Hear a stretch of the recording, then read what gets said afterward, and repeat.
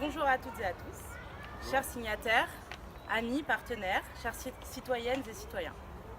Nous sommes honorés de vous recevoir aujourd'hui à la Fondation Good Planète qui nous accueille au domaine de Longchamp dans un espace symboliquement dédié à l'humanisme et à l'écologie. Aujourd'hui, c'est le jour de la Terre et c'est pour ça qu'on a choisi cette date pour lancer notre campagne. Chaque temps a ses défis. On considère souvent l'histoire comme relevant d'une logique intrinsèque. On considère qu'un événement est arrivé parce qu'il devait arriver, en oubliant peut-être que rien n'était écrit à l'avance et qu'il a fallu de la passion d'individus, d'hommes et de femmes pour rendre possible nos avancées. À l'aube du XXIe siècle, l'un de nos défis consiste en rien qu'au moins que d'essayer d'empêcher la destruction de notre environnement par les activités humaines.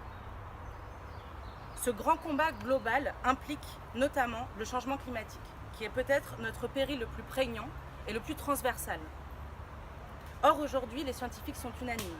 Nous avons 20 ans pour radicalement changer nos moyens de production, nos modes de vie, nos sources d'énergie, si nous voulons avoir une chance de limiter la catastrophe. Pas l'empêcher, mais au moins la limiter. Nous sommes la dernière génération à pouvoir agir.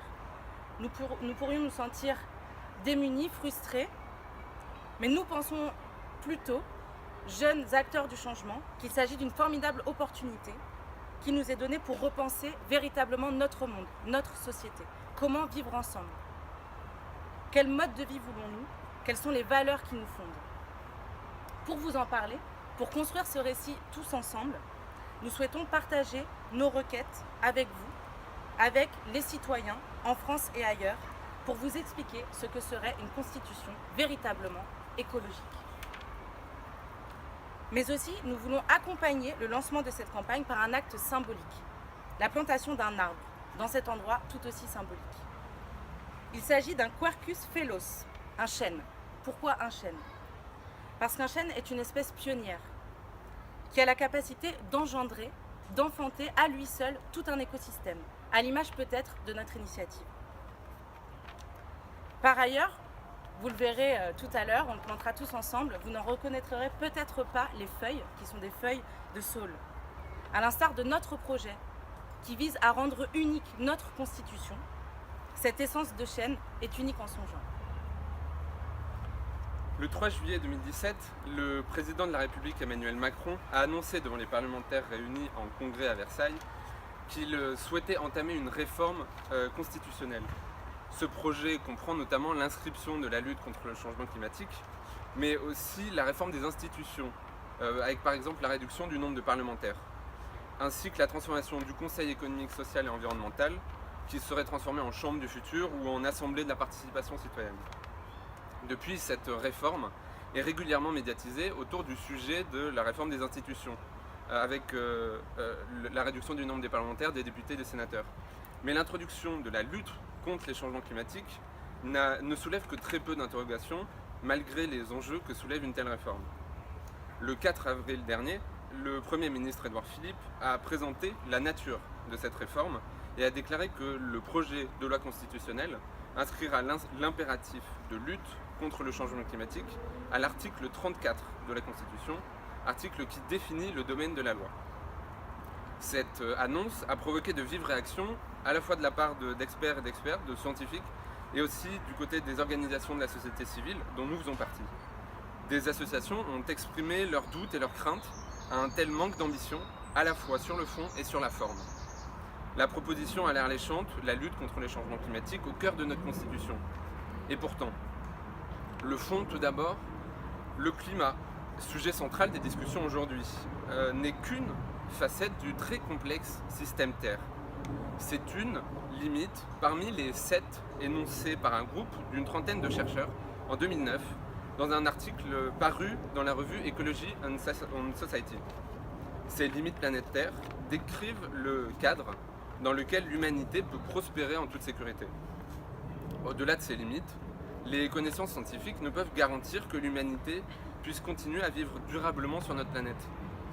On parle d'ici de l'habitabilité de la Terre, de la menace que fait peser l'espèce humaine sur l'ensemble du vivant, incluant notre espèce. Inclure Seulement la lutte contre les changements climatiques dans la Constitution peut même être contre-productif, puisqu'une action peut ne pas avoir de conséquences sur le climat, mais pour autant être gravement dommageable à une ou plusieurs autres limites de notre planète. Les exemples sont nombreux et ont parfois déjà posé la question politique de la complexité des enjeux climatiques et écologiques. On peut citer la pollution des nappes phréatiques, la pêche électrique ou encore le nucléaire. Sur la forme, l'article 34 de la Constitution énonce l'ensemble des compétences qui sont attribuées au Parlement, c'est-à-dire dans les domaines dans lesquels les parlementaires ont le pouvoir de légiférer. Inscrire le climat à l'article 34 consiste simplement à dire que le Parlement a le pouvoir de légiférer en matière climatique. Cet ajout n'implique donc en aucun cas un devoir de la part du législateur, et encore moins un cadre d'ambition concernant l'action à mener. D'autant plus que l'article 34 dispose actuellement déjà que la loi détermine les principes fondamentaux en matière de préservation de l'environnement. La préservation de l'environnement étant une notion qui englobe le climat, la compétence du Parlement n'en serait donc pas modifiée factuellement et ne représenterait aucune amélioration concrète en matière de protection de l'environnement et de lutte contre le changement climatique. Cette annonce correspond aux attentes qu'on aurait pu avoir en 1992 lors du sommet de la Terre à Rio. Pas aux enjeux actuels d'urgence à agir, plus de 25 ans après ce premier rendez-vous international. On aurait accueilli à bras ouverts cette proposition il y a quelques décennies. Mais aujourd'hui, nous n'avons plus le luxe d'attendre et de prendre notre temps. Le 19 avril 2018, un article dans le journal Science et Avenir titrait « La pollution cause 7 millions de morts par an dans le monde ». Un mois plus tôt, le 20 mars, dans Le Monde, le biologiste Romain Julliard déclarait « On assiste à un effondrement de la biodiversité mondiale ». Le 26 mars, on parlait dans Futura Science d'un océan de plastique bien plus grand que prévu. 22 mars, dans le journal Sud-Ouest, la crise de l'eau menace-t-elle les villes partout dans le monde ? 26 mars encore, Le Monde. La dégradation des terres a atteint un stade critique, alertait une centaine d'experts. 19 avril, sur RTL, 95% de la population mondiale respire un air toxique. 23 mars, Le Monde, le déclin massif de la biodiversité menace l'humanité. Bref, ces dernières semaines, derniers mois ont vu le nombre d'appels de la part des scientifiques exploser sur la situation dramatique de notre planète. Océan, air, sol, biodiversité, écosystème, climat, cycle de l'eau, nos activités affectent l'ensemble des limites planétaires aujourd'hui. Parler de climat est essentiel, mais pas suffisant. Aujourd'hui, le gouvernement a ouvert le grand chantier que représente la réforme constitutionnelle. C'est une formidable opportunité pour se repenser et réfléchir à qui nous souhaitons être et quelle société nous voulons réellement, pour demain, mais aussi pour aujourd'hui. Depuis la COP21, la France s'est posée comme pays leader du changement climatique. Notre président a créé un espoir à l'international lorsqu'il a appelé le monde à « Make our planet great again ». Il a cherché à créer un momentum unique par la tenue du One Planet Summit en décembre dernier. Mais si la préservation de notre environnement n'est pas élevée au statut du principe fondamental de notre droit, rien ne permettra d'y conditionner l'adoption de nos lois pour nos parlementaires et rien ne permettra aux juges de la prendre en compte lors de la balance des intérêts qu'il opère au quotidien. Nous voulons nous montrer à la hauteur des enjeux actuels et lançons donc cet appel à repenser le ciment de notre pacte sociétal fondamental que représente notre Constitution. Et ça, nous souhaitons le faire par deux moyens. Inscrire les limites planétaires dans la Constitution, dont nous avons parlé précédemment, ainsi que le principe de non-régression en matière de préservation de l'environnement. Les limites planétaires regroupent le changement climatique, l'acidification des océans, la diversité biologique, l'usage des sols et la consommation d'eau douce, les cycles de l'azote et du phosphore qui sont deux éléments essentiels à la vie, ainsi que la couche d'ozone stratosphérique. Si l'on peut inclure d'autres processus ou paramètres dans ces limites, celles citées suffisent déjà amplement pour établir la nécessité de respecter les processus et mécanismes du système Terre. Il n'est pas question de sauver la planète. La Terre est un énorme caillou, un peu particulier car il accueille la vie, mais en soi très commun dans l'univers. Il s'agit de protéger les conditions qui ont permis à notre espèce de se développer et à nos sociétés d'émerger et de prospérer. Cette notion rappelle de plus que ce système physique, notre planète, a des limites. Les ressources et êtres vivants ne sont pas infinis et leur taux de renouvellement aussi possède des limites. Cela s'oppose à notre paradigme économique actuel, bâti sur l'hypothèse de ressources naturelles infinies. En outre, l'intérêt de cette notion est d'élargir le débat public portant sur le changement climatique anthropique à d'autres éléments, comme l'effondrement de la biodiversité. Enfin, il est nécessaire de préciser qu'il n'existe pas de consensus réel de la part de la communauté scientifique sur les limites planétaires. Cependant, ce concept reste un bon indicateur de seuil qui, une fois dépassé, augmenterait le risque de générer des changements environnementaux abrupts ou irréversibles. Ainsi, après avoir rappelé le contexte scientifique, on peut se demander les possibilités d'action du droit dans cette situation. Un principe très simple, d'une logique imparable, peut être proposé, la non-régression.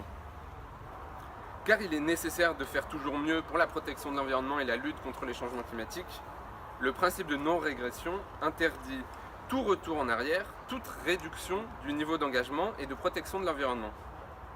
Le principe de non-régression entraîne le législateur et l'exécutif à prendre en compte les enjeux environnementaux contenus dans les limites planétaires et à les appliquer dans l'ensemble des dispositions législatives.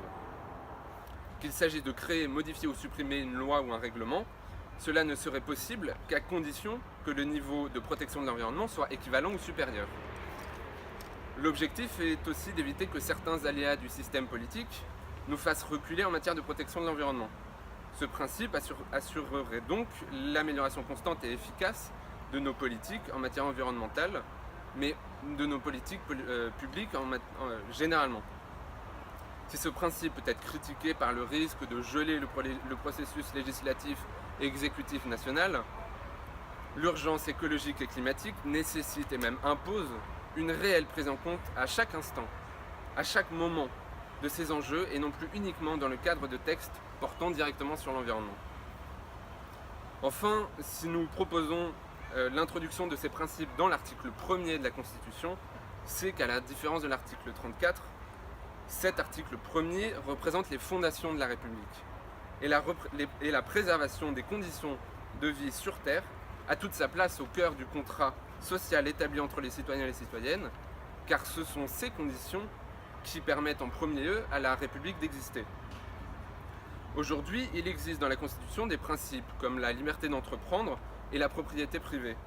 Concrètement, cela signifie que les juges attribuent à ces principes une grande importance dans leur prise de décision.